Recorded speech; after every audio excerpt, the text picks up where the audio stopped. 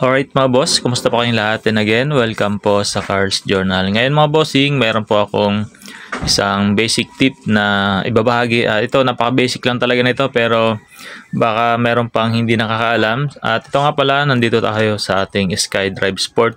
Ito, kung mapapansin nyo ay mahirap ipihitin ito kanyang susi sa kanyang seat lock. So, ito mga boss ay mayroong basic na problema lang pero yung iba kasi hindi pa alam ito na ito lang yung dapat gawing solusyon. So kung mapapansin natin yung kable, so ayun nasa loob, gumagalaw yung kable habang pinipihit ko yung kanyang susi. Ang problema na ito mga boss ay may times na mahirap i-unlock yung kanyang seat lock.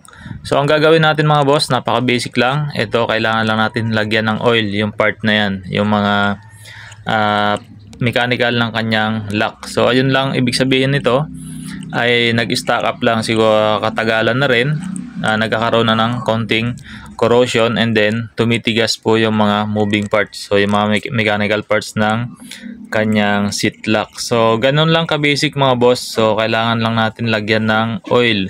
So kung meron kayong WD-40, so pinaka-common na ginagamit na bilang penetrating oil.